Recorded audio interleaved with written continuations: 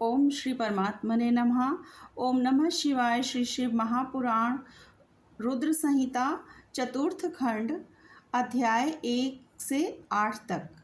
देवताओं द्वारा स्कंद का शिव पार्वती के पास लाया जाना, उनका लाड़ प्यार देवों के मांगने पर शिव जी का उन्हें तारक वध के लिए स्वामी कार्तिकेय को देना, कुमार की अध्यक्षता में देवसेना का प्रस्थान, महिसागर संगम पर तारकासुर का आना और दोनों सेनाओं में मुठभेड़, वीरभद्र का तारक के साथ घोर संग्राम और पुनः श्री हरि और तारक में भयानक युद्ध।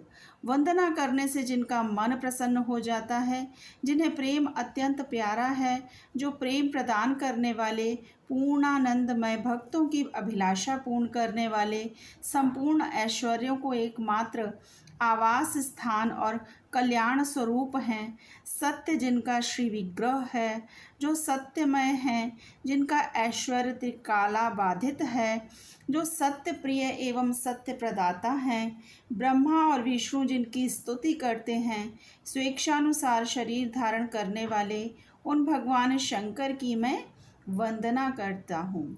श्री नारद जी ने पूछा कि देवताओं का मंगल करने वाले देव परमात्मा शिव तो सर्वसमर्थ हैं, आत्माराम होकर भी उन्होंने जिस पुत्र की उत्पत्ति के लिए पार्वती के साथ विवाह किया था, उन्हें उनके वह पुत्र किस प्रकार उत्पन्न हुआ तथा तारकासुर का वध कैसे हुआ। ब्राह्मण, मुझ पर कृपा करके यह सारा वृत्तांत पूर्ण रूप से वर्णन कीजिए। इसके उत्तर में ब्रह्मा जी ने कथा प्रसंग सुनाकर कुमार के गंगा से उत्पन्न होने तथा कृतिका का आदि 6 स्त्रियों के द्वारा उनके पाले जाने, उन 6 की संतुष्टि के लिए उनके 6 मुख धारण करने और कृतिकाओं के द्वारा पाले जाने के कारण उनका कार्तिकेय नाम होने की बात कही। तदंतर उनके शंकर गिरिजा की सेवा में लाए जाने की कथा सुनाई। फिर ब्रह्मा जी ने कहा कि भगवान शंकर ने कुमार को गोद में बिठाकर अत्यंत स्नेह किया। देवताओं ने उन्हें नाना प्रकार के पदार्थ, विद्याएं, शक्ति और अस्त्र शास्त्रादि प्रदान किए।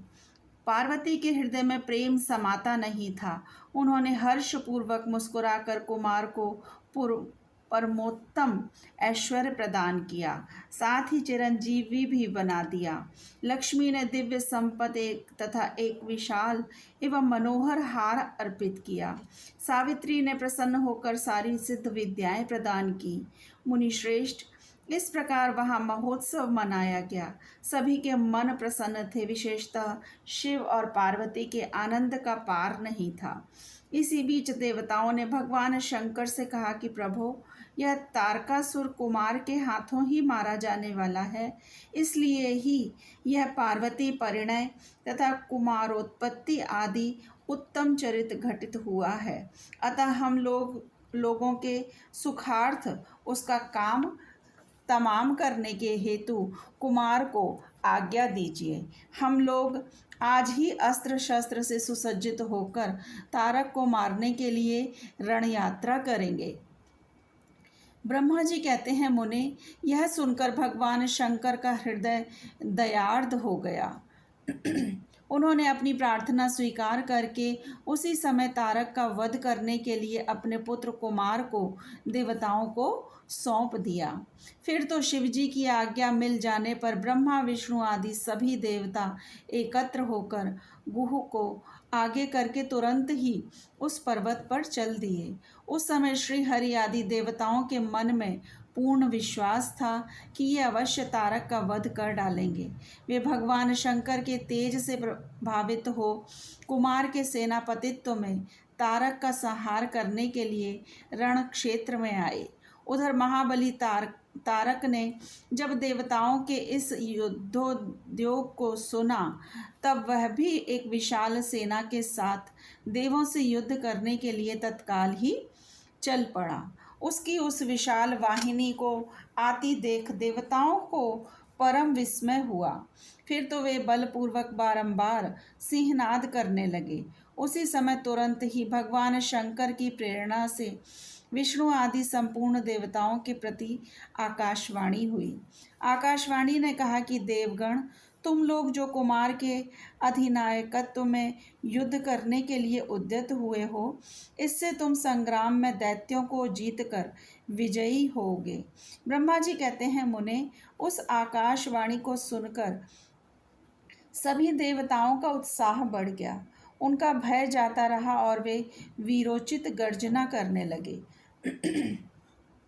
उनकी युद्ध कामना बलवती हो उठी और वे सब के सब कुमार को अग्रणी बनाकर बड़ी उतावली के साथ महिसागर संग्राम को गए। उधर बहुसंख्यक असुरों से घिरा हुआ वह तारक भी बहुत बड़ी सेना के साथ शीघ्र ही वहां पर आ धमका, जहां वे सभी देवता खड़े थे। उस असुर के आगमन काल में प्रलयकालीन मेघों के समान गर्जना करने वाली रणभेरियां तथा अन्यान्य कर्कश शब्द करने वाले रणवाद्य बज रहे थे। उस समय तारकासुर के साथ आने वाले दैत्य ताल ठोंकते हुए गर्जना कर रहे थे। उनके पादाघात से पृथ्वी कांप उठती थी। उस अत्यंत भयंकर कोलाहल को सुनकर भी सभी देवता निर्भय ही बने रहे। वे एक साथ मिलकर तारकासुर से लोहा लेने के लिए डटकर खड़े हो गए। उस समय देवराज इंद्र कुमार को गजराज पर बैठाकर सबसे आगे खड़े हुए। वे लोकपालों से घिरे हुए थे और उनके साथ देवताओं की महती सेना थी। तत्पश्चात कुमार ने उस गजराज को तो महेंद्र को ही दे दिया और वे स्वयं एक ऐसे विमान पर आरूढ़ हुए जो परमाश्चर्य जनक तथा नाना प्रकार के रत्नों से सुशोभित था। उस समय उस विमान पर सवार होने से सर्वगुण संपन्न महायशस्वी शंकर पुत्र कुमार उत्कृष्ट शोभा से संयुक्त होकर सुशोभित हो रहे थे। उन पर परम प्रकाशमान च्यवन डुलाए जा रहे थे। इसी बीच बलाभिमानी एवं महावीर देवता और दैत्य क्रोध से विह्वल होकर परस्पर युद्ध करने लगे। उस समय देवताओं और दैत्यों में बड़ा घमासान युद्ध हुआ। क्षण भर में ही सारी रणभूमि रुंड मुंडों से व्याप्त हो गई। तब महाबली तारकासुर बहुत बड़ी सेना के साथ देवताओं से युद्ध करने के लिए वेग पूर्वक आगे बढ़ा। उस रण दुर्मद तारक को युद्ध की कामना से आगे बढ़ते देखकर इंद्र आदि देवता तुरंत ही उसके सामने आए। फिर तो दोनों सेनाओं में महान कोलाहल होने लगा। तत्पश्चात देवों तथा असुरों का विनाश करने वाला ऐसा द्वंद्व युद्ध प्रारंभ हुआ, जिसे देखकर वीर लोग हर्षोत्फुल्ल हो गए और कायरों के मन में भय समा गया। इसी समय वीरभद्र कुपित होकर महाबली प्रमथ गणों के साथ वीराभिमानी तारक के समीप आ पहुँचे। वे बलवान गणनायक भगवान शिव के कोप से उत्पन्न हुए थे। अतः समस्त देवताओं को पीछे करके युद्ध की अभिलाषा से तारक के सम्मुख डट गए। उस समय प्रमथ गणों तथा सारे असुरों के मन में परमोल्लास था। अतः वे उस महासमर में परस्पर गुत्थम गुत्थ होकर जूझने लगे। तदंतर वीरभद्र से तारक का भयानक युद्ध हुआ। इसी बीच असुरों की सेना रण से विमुख हो भाग चली। इस प्रकार अपनी सेना को तितर बितर हुई देख उसका नायक तारकसुर क्रोध से भर गया और 10,000 भुजाएं धारण करके सिंह पर सवार हो देवगणों को मार डालने के लिए वेग पूर्वक उनकी ओर झपटा। वह युद्ध के मुहाने पर देवों तथा प्रमथ गणों को मार मार कर गिराने लगा।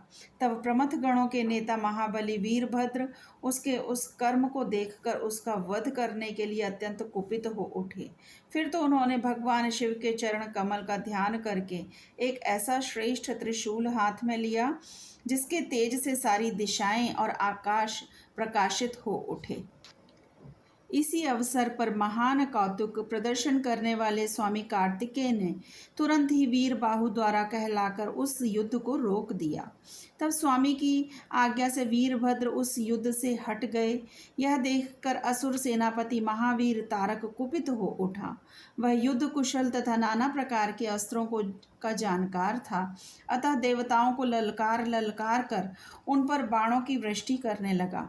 उस समय बलवानों में श्रेष्ठ असुर राज तारक ने ऐसा महान कर्म किया कि सारे देवता मिलकर भी उसका सामना न कर सके।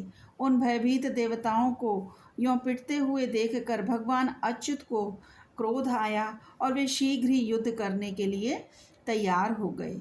उन भगवान श्री हरि ने अपने आयुध सुदर्शन चक्र और शांख धनुष को लेकर युद्ध स्थल में महादैत्य तारक का पर आक्रमण कर दिया। मुने, तदंतर सबके देखते देखते श्री हरि और तारकसुर में अत्यंत भयंकर एवं रोमांचकारी युद्ध छिड़ गया। इसी बीच अच्युत ने कुपित होकर महान सिंहनाद किया और धधकती हुई ज्वालाओं के से प्रकाश वाले अपने चक्र को उठाया। फिर तो श्री हरि ने उसी चक्र से दैत्यराज तारक पर प्रहार किया। उसकी चोट से अत्यंत व्यथित होकर वह असुर पृथ्वी पर गिर पड़ा, परंतु वह असुर नायक तारक अत्यंत बलवान था, अतः तुरंत ही उठकर उस दैत्यराज ने अपनी शक्ति से चक्र के टुकड़े टुकड़े कर दिए। भगवान विष्णु और तारकासुर दोनों बलवान थे और दोनों में अगाध बल था, अतः युद्ध स्थल में वे परस्पर जूझने लगे। ओम नमः शिवाय। शिव जी सदा सहाय।